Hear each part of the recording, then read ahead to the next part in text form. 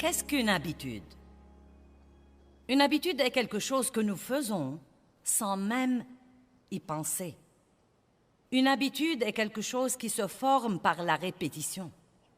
Vous faites quelque chose de façon assez répétitive qu'il devient une partie de vous et vous le faites sans même prêter attention au fait que vous le faites. Cependant, si vous ne le faites pas, il vous manque.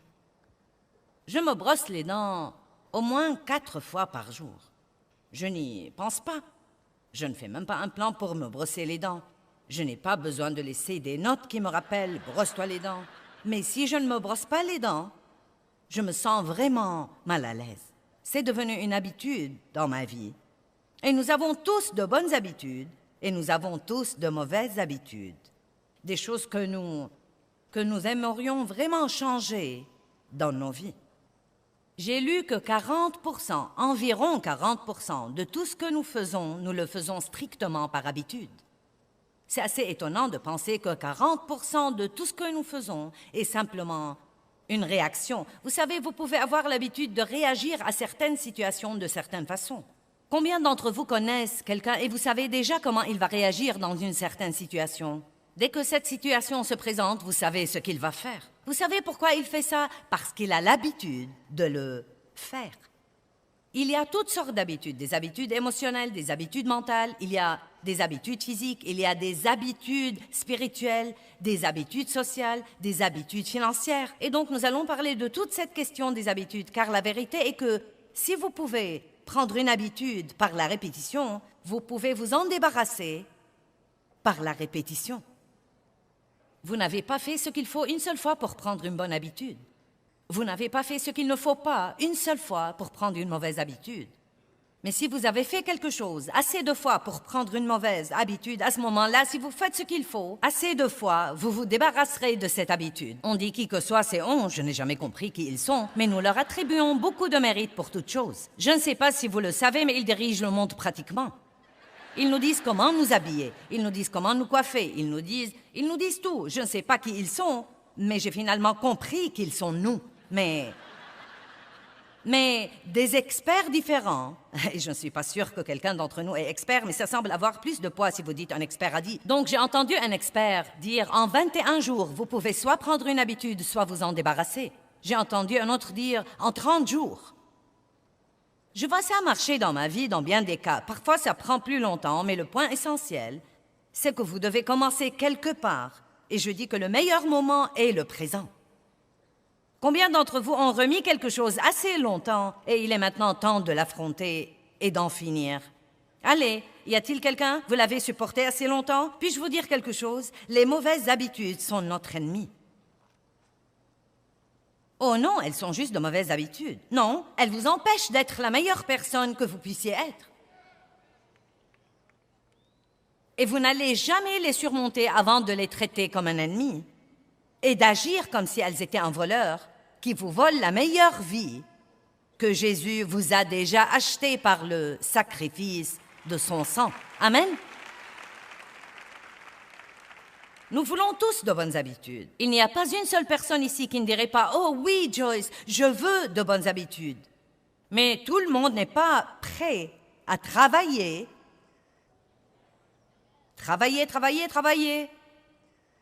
Tout le monde n'est pas prêt à travailler pour les avoir. Nous aimerions tous que les bonnes habitudes soient téléchargées en nous exactement comme on télécharge un nouveau logiciel dans l'ordinateur. Mais vous ne pouvez pas télécharger la victoire. Vous ne pouvez pas télécharger une nouvelle habitude. Je crois que j'ai déjà dit à la télé cette semaine qu'on peut faire du drive-in et avoir tout en drive-in, mais qu'on ne peut pas avoir un exaucement drive-in. Je ne regarde pas beaucoup mon programme, mais je l'ai regardé un jour cette semaine. Et je me rappelle avoir dit ça, vous voyez? Donc, les bonnes habitudes ont la puissance de vaincre les mauvaises habitudes. Et je veux souligner l'importance de focaliser sur la bonne chose que vous voulez faire et d'arrêter de focaliser sur la mauvaise chose que vous ne voulez pas faire. Et je sais que c'est un problème énorme. Nous pensons à la mauvaise chose que nous faisons Comme quoi, elle nous empêche de faire la bonne chose que nous voulons faire. Et nous croyons que si nous pouvons vaincre la mauvaise chose, nous pourrions être bons. Mais la vérité est que vous surmontez le mal par le bien. Vous surmontez le mal par le bien. Le bien a la puissance de surmonter le mal.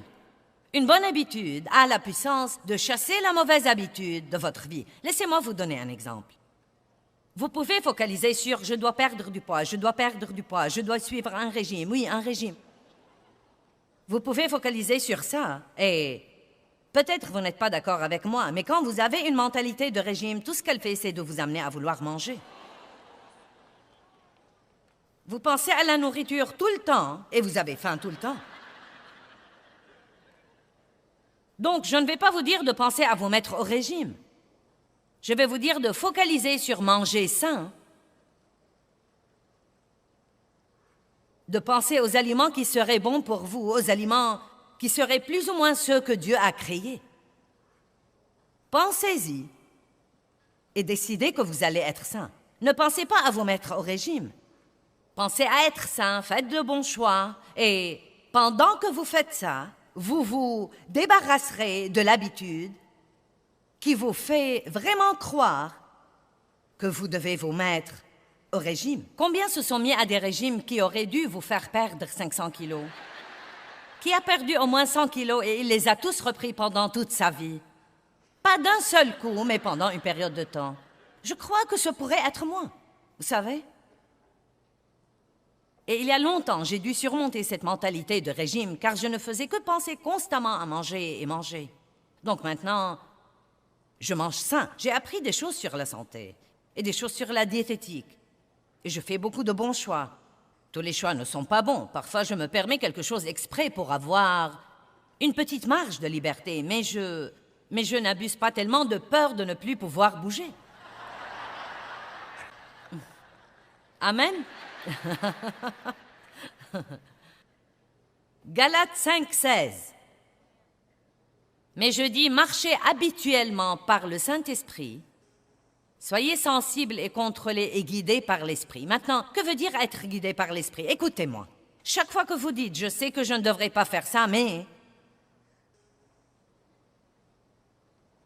Je sais que je devrais nettoyer la maison aujourd'hui, mais... Je sais que je devrais faire nettoyer ce garage, mais... Je sais que je devrais payer mes factures aujourd'hui, sinon elles seront arriérées, mais... Je sais que je devrais faire de l'exercice, mais...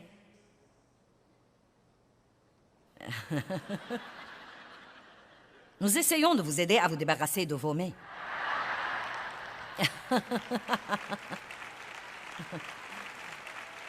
Et je dis ça avec de bonnes intentions. Ne prenez pas tout ce que je dis de cette façon. J'avais complètement le cœur pur quand j'ai dit ça. Eh bien, peut-être pas complètement. Mais je ne peux pas mentir. Donc, ce qui arrive quand nous savons que nous ne devrions pas faire quelque chose ou que nous devrions la faire, c'est que le Saint-Esprit lui-même nous incite à faire ce qu'il faut.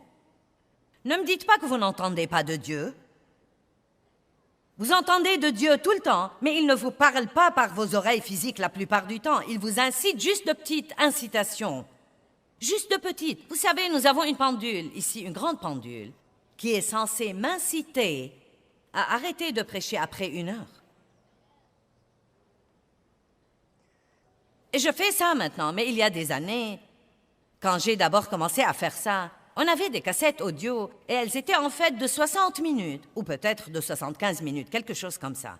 Et si on dépassait ce temps, les gens n'avaient pas le reste du message. Donc je vendais toujours aux gens des enseignements qui n'avaient pas de fin parce que je n'obéissais pas aux incitations de la pendule. À l'époque où nous n'avions pas de pendule, on portait des cartes pour moi. 15 minutes, 10 minutes, 5, 4, 3, 2, 1. Et à ce moment-là, je disais « zut » et je continuais à prêcher. Jusqu'au moment où j'ai commencé à recevoir des plaintes. J'ai écouté cet enseignement. Je suis frustrée car je ne sais pas comment ça se termine. Je ne sais pas quelle est la solution. Donc, maintenant comprenez quelque chose. Le fait que je ne suivais pas les incitations du Saint-Esprit causait des problèmes aux autres aussi.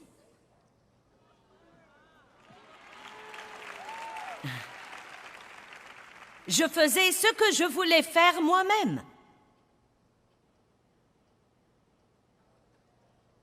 Mais cela empêchait même notre ministère de présenter ce qu'il y a de mieux aux gens, parce que je ne finissais pas ce que je commençais. Donc rappelez-vous toujours que si vous ne suivez pas les incitations du Saint-Esprit, non seulement vous vous trompez, mais encore vous trompez les autres. Je veux revoir ces deux versets, Romains 12, 21. Nous commencerons par celui-ci car il est là. Mais je dis, marchez et vivez habituellement. Combien d'entre vous voient habituellement? Cela veut dire que vous pouvez prendre l'habitude de marcher par l'Esprit. Eh bien, si vous avez l'habitude d'ignorer le Saint-Esprit et de faire ce que vous voulez de toute façon, alors c'est une habitude. Et vous croyez que vous en tirerez comme ça, mais ce n'est pas le cas. Pas vraiment. Parce que Dieu vous mène à quelque chose ou vous débarrassez de quelque chose qui sera meilleur pour vous que ce que vous avez. Mais si vous l'ignorez, vous ne l'aurez jamais. Cela ne veut pas dire que Dieu ne vous aimera pas. Cela ne veut pas nécessairement dire que vous n'irez pas au ciel. Vous n'êtes pas sauvés à cause de vos merveilleux choix tout le temps. Vous êtes sauvés par ce qu'il a fait pour vous sur la croix. Mais vous devez apprendre à suivre habituellement toutes les incitations du Saint-Esprit. Et c'est tellement amusant d'être chrétien quand vous apprenez à suivre les incitations du Saint-Esprit pour vous comme un individu. Cela devient tellement amusant, car vous ne savez jamais, quand vous vous levez tous les jours, ce que Dieu va inventer. Non, mais vous ne savez jamais. Vous savez quand Dieu rit? Quand nous faisons un plan. Pour Dieu, c'est vraiment délirant. Ils ont fait de nouveau leur plan pour la journée. Regardez ça! Amen. Et ensuite, Romains 12, 21, un de mes versets très préférés. Nous surmontons, ne te laisse pas vaincre par le mal, mais surmonte et maîtrise le mal par le bien. Maintenant, prenons un peu de liberté ici et disons-le différemment. Ne te laisse pas vaincre par les mauvaises habitudes, mais surmonte et maîtrise les mauvaises habitudes par les bonnes habitudes. Est-ce que tout le monde ici veut avoir de meilleures habitudes? Est-ce que quelqu'un ici a de mauvaises habitudes dont il veut se débarrasser? Bon, nous sommes en chemin. Maintenant, Hébreux 12, 2, encore un verset qui prouve de quoi je parle ici. Il dit « Détournant les yeux de tout ce qui distrait et les fixant sur Jésus, le chef et le consommateur de notre foi. » Bien donc, c'est tout ce que nous allons lire. Donc nous allons commencer par la foi ici, par demander à Dieu de faire naître une nouvelle chose dans nos vies en nous aidant à prendre de meilleures habitudes. Et maintenant, la Bible nous dit de détourner les yeux des mauvaises choses qui nous distraient et de les fixer sur Jésus, qui est non seulement l'auteur, mais encore le consommateur de notre foi. Donc, je crois vraiment que vous pourriez avoir 50 mauvaises habitudes. Eh bien, il suffit de prendre 5 ou 6 bonnes habitudes et elles pourraient chasser ces 50 mauvaises habitudes de votre vie. Comme j'ai déjà dit, ce soir, je vais vous révéler la seule habitude principale. Qu'est-ce que c'est? Je ne vais pas vous le dire pour l'instant. Ce n'est pas le temps de faire ça. Plus nous focalisons sur ce qui est mauvais, plus nous produisons ce qui est mauvais. La chose sur laquelle vous focalisez devient plus grande pour vous que toute autre chose dans votre vie. Ne dites jamais que vous n'avez aucune maîtrise de soi et ne dites jamais que vous détestez la discipline. Maintenant, je vous dis depuis le début, si vous voulez commencer à essayer de prendre de bonnes habitudes et de vous débarrasser des mauvaises habitudes, ne dites jamais « je déteste la discipline » et ne dites jamais « je n'ai pas de maîtrise de soi ». Car la vérité est que la discipline est votre ami et non votre ennemi. La discipline est un outil que Dieu vous a donné qui vous aidera à être tout ce que vous dites que vous voulez être. Elle ne doit pas être votre maître. La discipline ne doit pas devenir une loi qui vous dit chaque fois que vous devez faire une certaine chose d'une certaine façon, mais vous devez pouvoir dire oui à Dieu et non au moi, et cela exige de la discipline très souvent. Aucune discipline ne semble être un sujet de joie pour le présent, mais plus tard, vous dites, eh bien, Joyce, j'espérais t'écouter parler de la prospérité ce soir. J'ai quelques problèmes financiers. Ne m'obligez pas à sortir là et à vous attraper.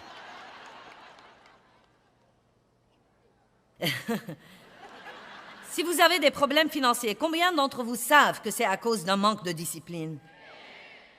Est-ce que j'ai des gens qui diront la vérité ce soir? Combien d'entre vous savent? Eh bien, ce n'est pas ma faute. Eh bien, nous avons une habitude pour ça, donc restez à l'écoute.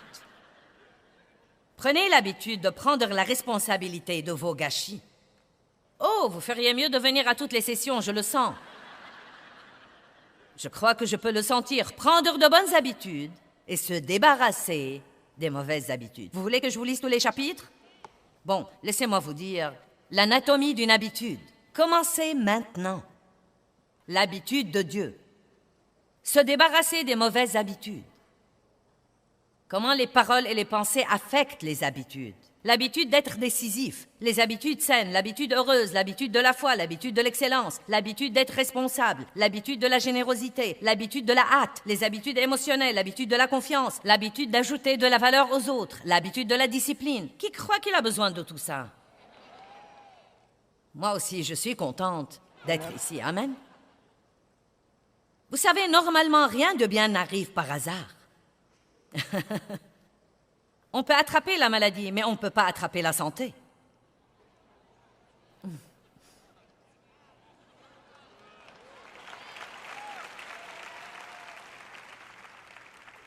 Un principe très simple.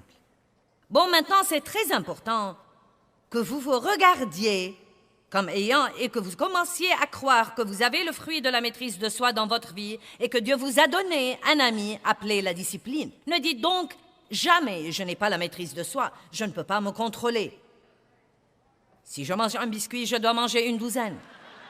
Non, mais pour l'amour de Dieu, vous êtes régénéré, rempli du Saint-Esprit, et vous me dites que vous ne pouvez pas résister à un biscuit?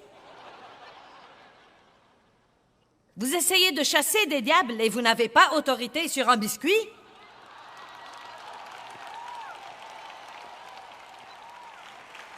Je te réprimande, Satan, je suis un enfant de Dieu et je ne supporterai pas ça.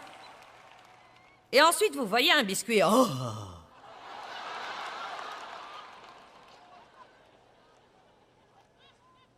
Vous dites, eh bien, Joyce, dis-moi, quel est mon problème? Vous ne savez pas penser.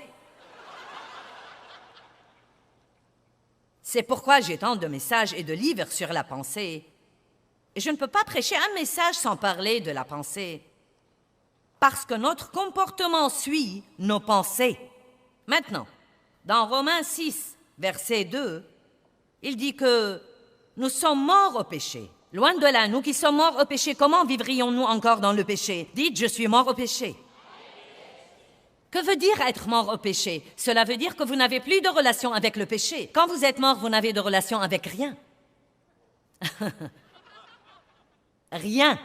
Toutes les relations se terminent pour la personne morte. Vous n'avez plus de relation avec la nourriture, vous n'avez plus de relation avec les achats, plus de relation avec les gens. Vous êtes mort. Il dit que nous sommes morts au péché. Donc cela veut dire que vous n'avez aucune relation avec toutes ces mauvaises habitudes que vous avez laissées vous contrôler. Vous devez commencer à leur dire « Je n'ai aucune relation avec vous. Vous n'avez aucune autorité sur moi. Je suis mort à vous. » Vous dites « Mais je ne le suis pas. » Je vous dis « Si. » Vous dites « Je ne le suis pas. » Je dis « Si vous l'êtes. » Vous dites « Non, je ne le suis pas. » Je dis « Si vous l'êtes. » Vous dites « Non, je ne le suis pas. »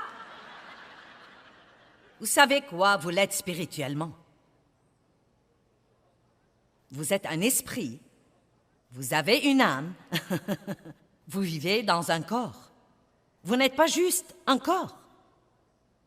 C'est votre corps et votre âme qui s'adonnent aux choses et prennent de mauvaises habitudes. Votre esprit est libre, sauf que vous laissez votre âme l'opprimer.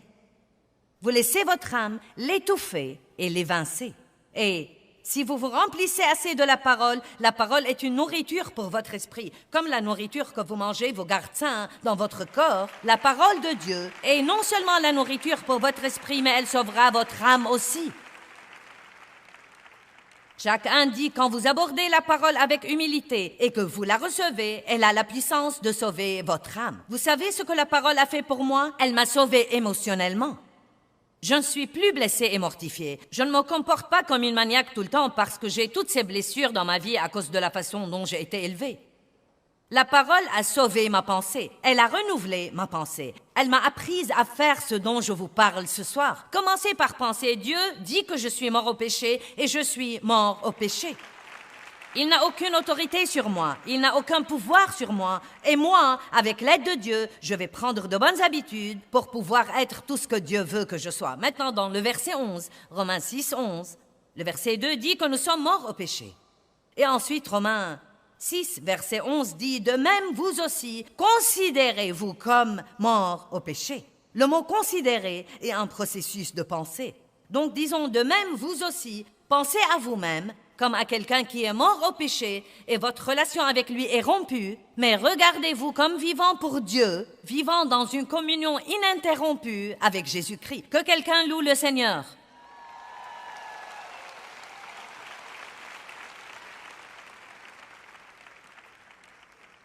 Il y a des dépendances dans beaucoup de domaines. La drogue, l'alcool, le tabac, les achats, les troubles alimentaires. Les gens se mutilent, ils s'adonnent à la pornographie. Il y a d'autres dépendances sexuelles, les OCD, les troubles obsessionnels compulsifs. Eh bien, vous savez ce que je crois? Je crois que toute dépendance ou obsession commence par une habitude. Et vous savez comment les habitudes commencent? Nous parlons surtout des mauvaises habitudes. Nous faisons quelque chose, 1 fois, 2 fois, 3, 4, 5, 6, 7, 8 fois. Et ensuite, tout à coup, vous avez cette pensée. Cela devient incontrôlable.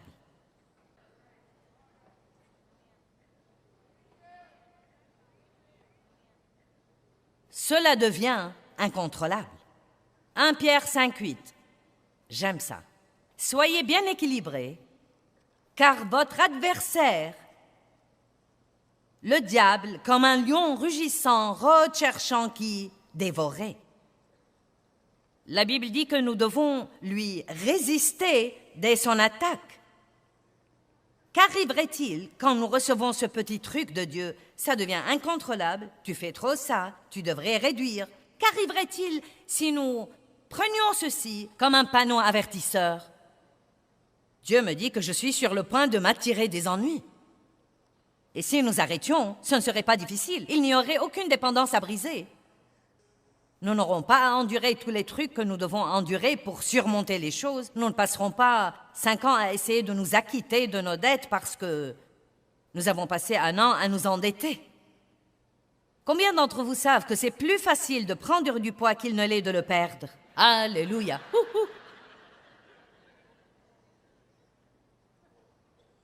Quelqu'un qui a une dépendance ou un genre d'obsession dans sa vie, quelque chose dont vous diriez « je ne peux pas contrôler ça ». Écoutez-moi, il y a eu une époque dans votre vie où vous auriez pu et vous n'avez pas essayé. Et je vous dis ceci pour aller de l'avant. Ne focalisez pas sur tout ce que vous avez fait de mauvais dans le passé. Fermons-y la porte, nous n'allons pas vivre dans les regrets. Le regret ne fait que vous voler l'énergie dont vous avez besoin pour avoir la victoire. Le regret ne fait rien, n'aide en rien. Dave est merveilleux à ne pas regretter les choses. Quelque chose est arrivé l'autre jour et j'ai dit, si seulement nous avions fait ça il y a des années, et il a dit, ne le regrettons pas. Et c'est une perte de temps. Regretter quoi que ce soit est une perte de temps. Cela vous vole toute votre joie. Oh, je regrette la façon dont j'ai vécu, et je regrette de m'être endettée, et je regrette d'avoir fait ça, et je regrette. Eh bien, je ne dis pas de ne pas regretter d'avoir fait ce qu'il ne faut pas, mais vous devez regretter et ensuite aller de l'avant.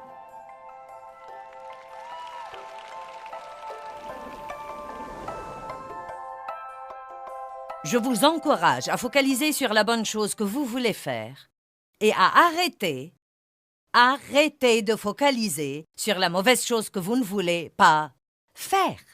La Bible dit dans Romains chapitre 12, verset 21, « Ne te laisse pas vaincre par le mal, mais surmonte et maîtrise le mal par le bien. » Donc cela veut dire que nous pouvons surmonter les mauvaises habitudes en pensant à prendre de bonnes habitudes.